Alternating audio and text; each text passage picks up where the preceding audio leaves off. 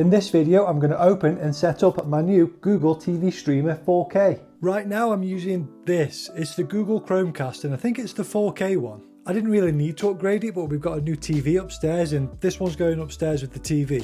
So I went out to buy another one of these, but they don't actually sell them anymore. It's completely discontinued, and in its place we've got this, the Google TV Streamer 4K. It's faster, has more storage, and both of those things I didn't really struggle with the last one. Storage has never been a problem for me really, because if we go through the apps that I've got now, I've never had a problem with storage.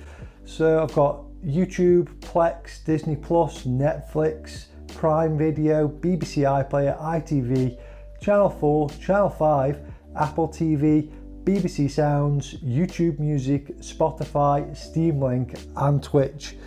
I've never had a problem with storage. 32 gigs is going to be plenty for me. It could be faster, but it's not slow enough to complain about. This is the white one, porcelain. I did try to get the hazel version, but apparently they don't sell it in the UK. Let's get this open then.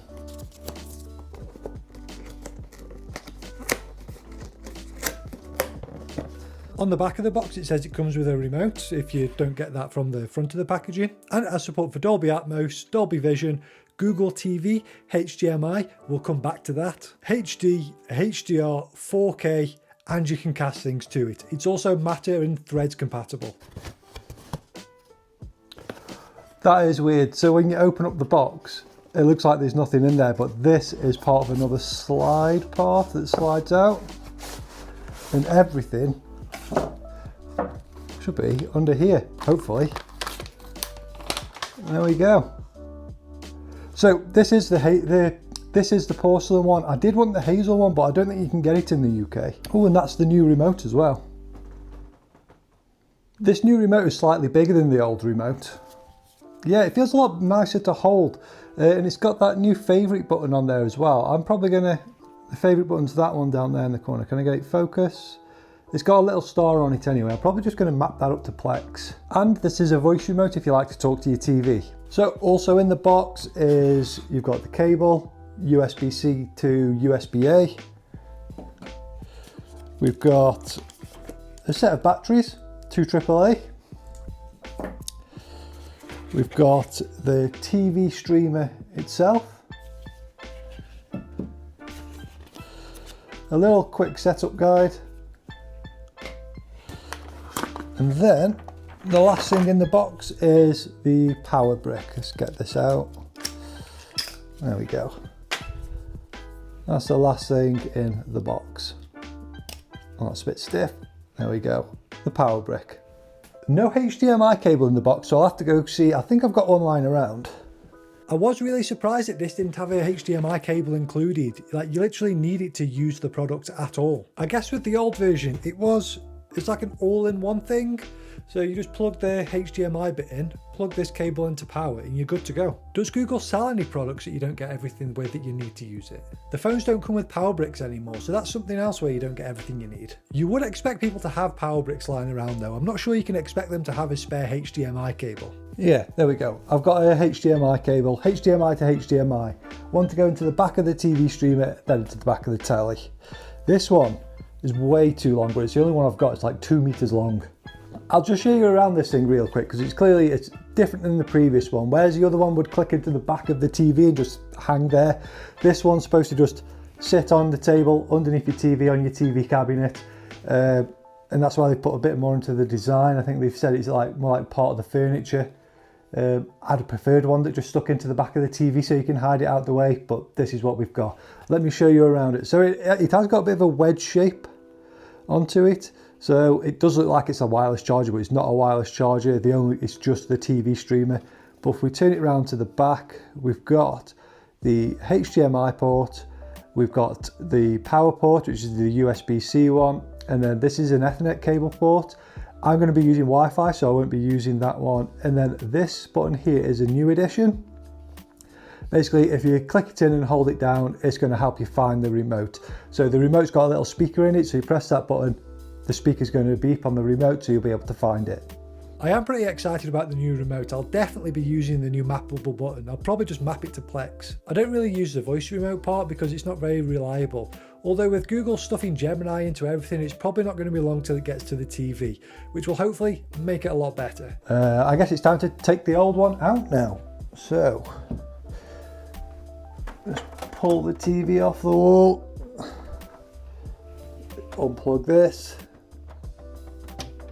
there we go, and then unplug it from the power. So this is what I had previously. This is just the white Google TV, this is the 4K one, the Chromecast. But yeah, this is how it was before. So it's just like a HDMI cable attached to the Chromecast, and it's just one cable that goes straight to the power. Now with this new one, we're going to have two cables, the HDMI and the power cable, completely separately. I kind of wish it stuck with this one, this kind of design, but here we are. Now to plug this one in, I'm going to start with the power cable. If you've ever ordered anything from Google, you know that they always come with these like really fiddly clips on. You can sort of reuse them for cable management. I don't use them for cable management because I've got a load of Velcro cable ties lying around, which is what I'll probably do at a later stage. But let's just have a look. How long is this cable? Oh, this cable's going to be plenty long enough. What's that? That's like, it's nearly 2 meters. So yeah, USB-A to USB-C. So in the back of the TV streamer, the USB-C goes in there. And then where's my plug? There you go. My power brick, the USB-A cable, just going to plug into the back and pop that up. Now I can plug this in. I'm going to plug that into the power ready.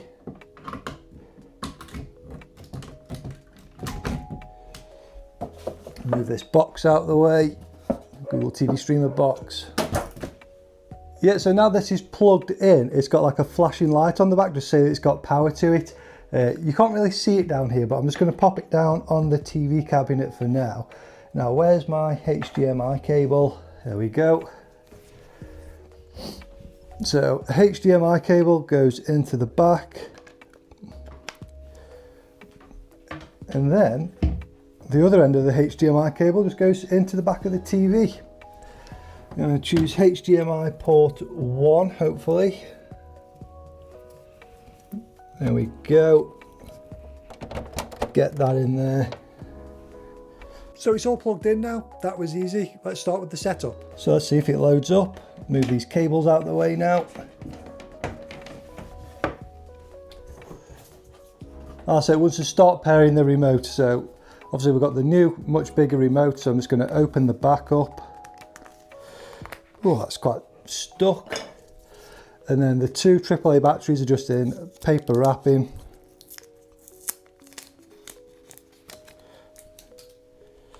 Put these out. Oh, that's pretty interesting. So both the batteries go in the same way. There you go. Oop. There you go. So that's in there now. So it wants us to start pairing the remote. How's it start? Oh, it's paired already. Choose English, United Kingdom, set up with the Google Home app. Okay, so I'm actually using my phone to record right now, so I might just have to stop and then set it up with the Google Home app. Okay, so we're back now. I had to set it up through the Google Home app on the phone that I'm recording on now. It was really simple. I just had to scan the QR code on the screen, and then all my passwords were saved on my Google account, so I just had to sort of click through it, and it's signing in now. It looks like a system update's installing, and then we should be good to go. I'm hoping that it's just going to bring all my my apps across that I've already got downloaded on the other one. It's probably not going to do that, but we'll see once system update's finished. In the meantime, this is what it currently looks like. So the TV is there. The Google TV streamer is here with all these cables coming out. So what it is this table is actually going to be picked up and it's going away soon. So we're going to be swapping it for something else. So there's going to be nowhere for the Google TV streamer to actually stay, which is why I was kind of hoping that it could go behind the TV like the previous ones. but obviously it sits on the, it's supposed to sit on like a TV cabinet. So if we look behind my TV, what I'm hoping to do is to cable tie it to this, because there seems to be plenty of space for it to fit there, but that might be a project for a later date. For the meantime anyway, it's just going to stay there until I can cable manage it all nice. Here we go, it's loading back up. It's just doing a restart after it's done the updates. I didn't think it was going to take this long to set up. Once it had done the update, I really didn't think it was going to take this long. It must have been like 5 minutes now, just standing around waiting. Okay, just to keep you in the loop, the setup through the home app didn't actually work. It just got stuck. I waited for about 10 minutes and nothing happened. I checked the home app and it hadn't even seen the device. And what I've had to do is set it up with the remote on the TV and just enter my details in manually. It's a bit of a pain, but at least it looks like we're getting somewhere. I was a little bit surprised that everything didn't just download automatically. So it is all set up now. So what it did ask me to do was like select through a few of my like regularly used apps, and then it downloaded them for me before it got to this page. However, all of the options weren't there. So for example, if I scroll down, Netflix is there, Prime Video is not downloaded, but the icon's there, BBC iPlayer is not downloaded, not downloaded, not downloaded, not downloaded. Disney Plus is downloaded, YouTube's downloaded. I've never heard of Tubi before, but YouTube Music is downloaded and Twitch is downloaded as well. Everything else is still showing that I still need to download it. So there's a bit more to go into with the setup of this. Let's just see what happens if I click on BBC iPlayer. Is that just going to download now? Just thinking about it. There you go. Yeah, so all I've got to do is click on them and it's going to start downloading. Very early days with this device, but I haven't found it to be much faster than the old one, even with just clicking around and like everything's taking a bit of time to load. Could just be that I've only just set it up, so it needs a bit of time to get going. But yeah, all set up now. There you go. So I did try to use the automatic setup, but it just didn't work, so I had to set it up from scratch. I am surprised that when I logged into my account, it just didn't download the apps which I had before. Okay, so something that I didn't expect is some of the buttons have been moved around. Where's my other TV remote? So here's the, this is the old TV remote, this is the new TV remote. So what I've just done is when I was going to click the home button, which would normally be there, that's actually on this one, the voice thing button. So that's going to take a bit of getting used to. Are any of the others in a different position? The volume? Yeah, volume is in a different position. And I think that's it. Yeah, just the home button's at the top now. Home button's at the top, and the voice button is where the home button used to be. Just takes some getting used to. So I'm happy that I've picked this up. I guess I wasn't looking for this. I would have been very happy with the old one. Is this worth the extra money? I think it's like £99 now. No, it's not worth the money. If the old one, the 4K version streamer thing, where is it? If this was still available, I would have just picked up one of these because they're so much cheaper. £99 for this is way too much money. You would expect to see this go on sale, maybe just before Christmas go on sale, but it's not been on sale yet. What would I say is a good price for this? I've got a feeling this is going to go down to like $79.99, but I'll probably say that's probably still too expensive. I think realistically, it's probably not going to go lower than that. So if you do want it, you're going to probably be paying more than it's really worth. Maybe try pick up one of the old versions for cheap off eBay. Other than that, this is the only option that you've got at the moment. Anyway, I hope you like this video. I've got a few more in the pipeline, so subscribe if you like this kind of thing. I'll see you in the next one.